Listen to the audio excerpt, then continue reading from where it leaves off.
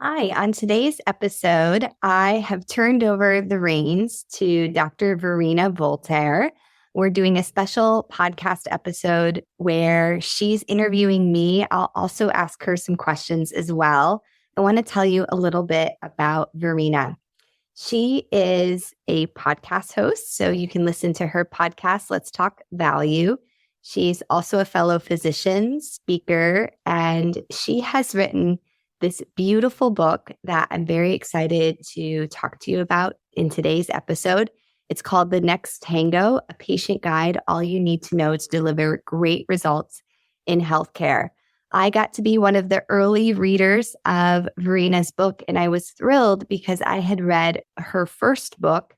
And this is really the post-COVID evolution of how do we incorporate value-based healthcare. There are a lot of challenges out there about how we make, using Verena's framework, solutions that work for patients, payers, providers, pharma, and policy. And when I'm talking to fellow healthcare professionals that are so frustrated about the system, I always come back to Verena's 5P framework and say that this is really complicated getting all those 5 different entities to line up. So I'm so thrilled that this book is really focused on the patient perspective because we forget that all the time, right? Healthcare is supposed to be about our patients. And the other thing I loved about the conversation with Verena today is we talk about how taking care of the healthcare providers is really key to taking care of patients. That's something we talk about here all the time, but Verena has a lot of insights on how we can actually make that happen. So enjoy today's episode and make sure you pick up a copy of The Next Tango, a patient guide. All you need to know is to deliver great results in healthcare. It's available on Amazon. Welcome to Heartline, conversations with healthcare changemakers following their heartline. I'm your host, Dr. Andrea Austin. I'm an emergency medicine physician, coach, and educator. I believe that healthcare needs to improve the quality care that patients receive and that supporting the workers is at the heart of this transformation.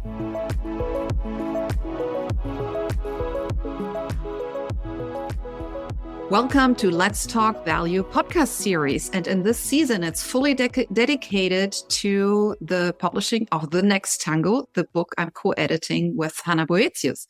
However, in this mini series of this spring series, I'm also joined by fellow doctor authors. And today it's my huge pleasure to welcome Dr. Andrea Austin. It's so great to be here. Thanks for having me on your podcast and show. So you guys should know, for those who don't happen to know her, Andrea is lifelong emergency room doctor. So she's really having her finger at the pulse, literally and figuratively. However, she is also a relentless advocate for physician well-being. And she will share with us, there's a couple of good reasons why that is.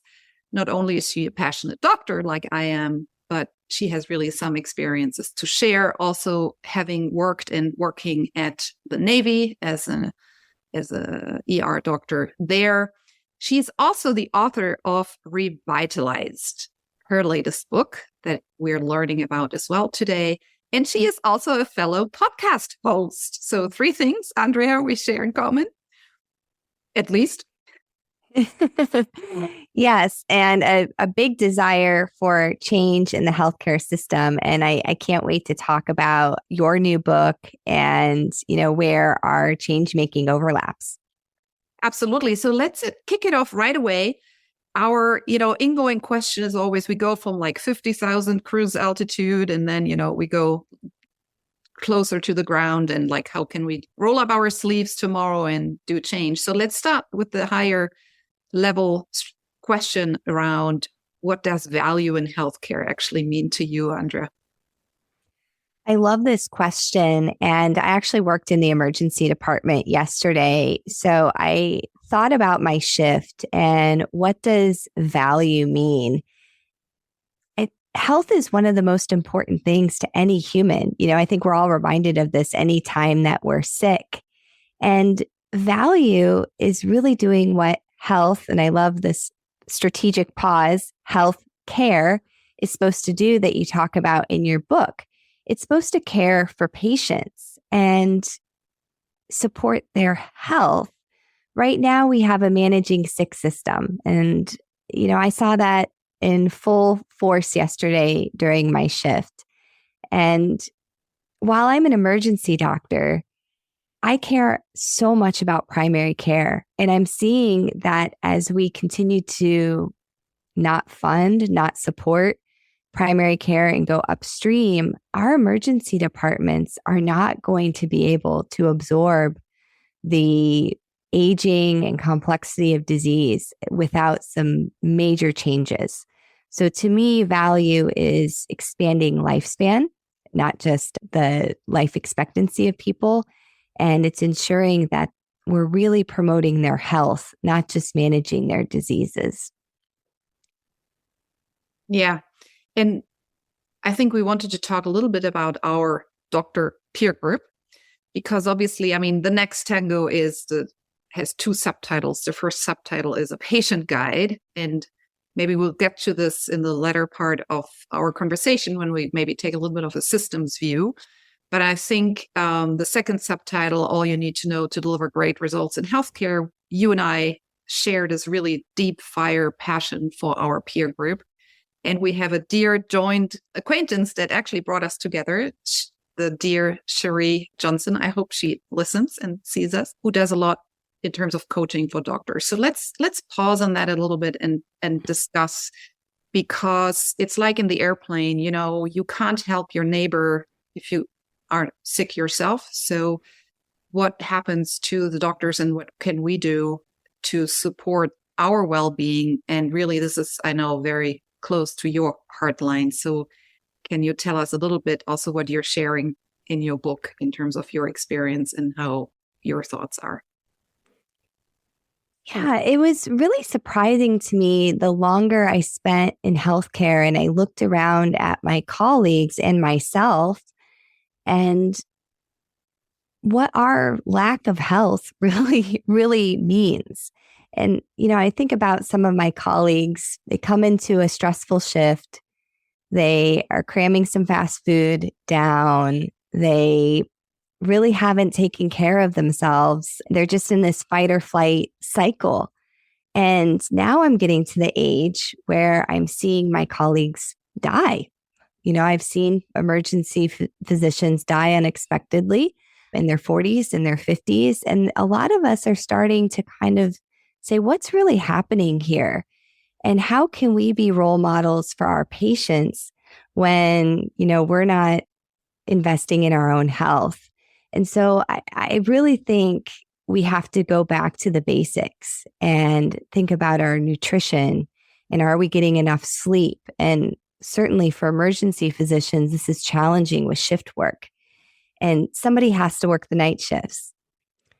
But there's so much technology out there. I'm a big advocate of using the Oura Ring or Whoop device, which can provide, this personalized perspective for us to do the special, unique things that we need to do to optimize our health to show up for our patients in a way that's really excellent. And, I think it's so backwards. Like, how did we get so far away from taking care of ourselves and being able to embody what we're asking our patients to do?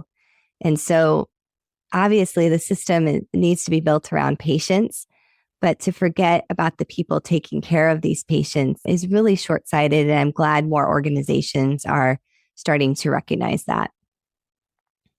Thanks, Andrea. And I want to cite Cherie, as we brought it in the preface to our book, The Next Tango Wish. We quote her, "Stop surviving and start flourishing," in her book, The Thriving Doctor. And there's a nice figure actually that we were able to take from her book with the acronym HALTS, and saying every doctor on a busy ward has experienced at least one of those feelings, and some of which, Andrea, you just mentioned. HALTS stand for hungry, angry, lonely, late, tired, stressed, and becoming sick. and now you're added a D is like dead at the end of the street. So we're a little bit provocative here, but I think the numbers speak for itself that burnout is increasing and long-term actually disability due to depression. So I think all of this is, we don't want to become too negative on this podcast because it's a podcast of, what can everybody do? And that is a nice segue because I love one of your chapters, Andrea. It's about the music. And we had just on the podium another of our fellow doctors, Dr. Steve Klasko, who is also a DJ, and he published a book, Feeling All Right, and how the music can make healthcare healthier again. So can you tell us your practice that you do before you go to a shift as it relates to music, Andrea? Yes. Well, I'm really excited that I'm the Chief Wellness Officer for FeminiEM. And so some listeners may be familiar with FeminiEM. It started a few years ago, went quiet, and now has come back as a nonprofit supporting reproductive health care for patients and healthcare worker well-being for those working in the emergency department. And they had a beautiful conference, and one of the talks there was by Joanne Bohart, and she shared this practice of developing a walk-up song. And I just then created a walk-up playlist. So, we all have days when we're going into a shift, especially given how frenetic American healthcare system is now. So to have that playlist of songs that I can get, ready for my shift is really great. And I really invite people to look at your book. And I looked at it as I was reading it again over the weekend. Like, obviously, we at 5P Healthcare Solutions go by the 5Ps: patient, provider, pharma, payer, policy. And what I did see in your book is the 5R. So I really think it's great in your chapters. At the end, you have the reflect, reimagine, respond resources for readers actually to take notes and immediately reflect on your chapter and make notes. And I think this is what both you and I and our colleagues want to foster, is like, how do we move our observation of understanding, getting ideas into my own actions? And I really want to recommend everybody, follows that, what you're suggesting. And so in the next Tango, we have a similar thing. At the end of the 5 chapters, we have a checklist for everybody with questions directly to the reader. Hey, here's what you can maybe think of doing. And that's maybe the segue to talking a little bit about the system. And I want to do that also with a couple of quotes from your book. I mean, first of all, the nice one, doctors are human too. But you also say we really need a comprehensive overhaul of the medical culture and a no-blame culture. And that's the segue to what we stand for also with 5P Healthcare Solution, is a transformation towards value-based healthcare, where we shift the focus not to pay for services from a system perspective, but we would pay collectively for the outcomes achieved for the patient. So hip replacement, the outcome would be, well, the patient can walk again. And then both the surgeon and the anesthesiologist and the hospital bed would be reimbursed, and the payer and the patient, everybody collectively works towards those outcomes. What it does nicely in instances where this is already happening, it's not only a theory in a book. I wanted to quote actually the Martini Clinic in Germany, the specialized hospital for prostate cancer patients. And they, over 15, 20 years of relentlessly focusing on the outcomes that matter to patients, not only the survival from cancer, but also the functioning that we can see that can happen, in terms of side effects.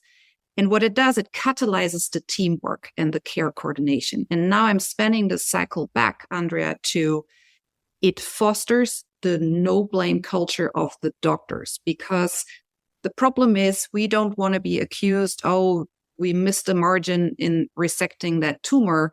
And then the doctor is in the press and in the media, and it's like, this is a bad doctor. So I'm bringing it back, and I want to hear your experience. Like, what can everybody do to nurture that new culture where we act and think as a team and we don't blame each other for when something has gone wrong? Any thoughts from your perspective and experience? Yeah, I mean, this is still very counterculture. And I think the more that certainly the people listening to this podcast, your actions matter and your words matter. So when you role model this, when you're vulnerable and say, I'm having a hard time with this case and I'm going to need the team to provide some input, or we're going to need to pull in, a resource to meet this challenge, that, I do this regularly and my initial reaction is I need to figure this out on my own, because that's how we were trained in medicine, that, we were taught, I'm not saying I agree with this, you're at the top of this hierarchy, you are captain of this ship. And at the end of the day, whatever ends up happening here is your responsibility, and often was, your fault was the language used. And so it takes the inner work. And I think this is where, pulling in all the wonderful things that Cherie has done, and really what my research on change makers in healthcare is showing. We all want the system to change, but the truth is the system doesn't change without us individually changing. And so when you say, I want a culture of healthcare in which physicians can be vulnerable and say when they need help, are you doing that yourself? And I think the link to the value-based healthcare transformation is in our latest publication that we internally call the hot dog paper, but it's actually a field survey of 12 organizations that have successfully done value-based healthcare transformation.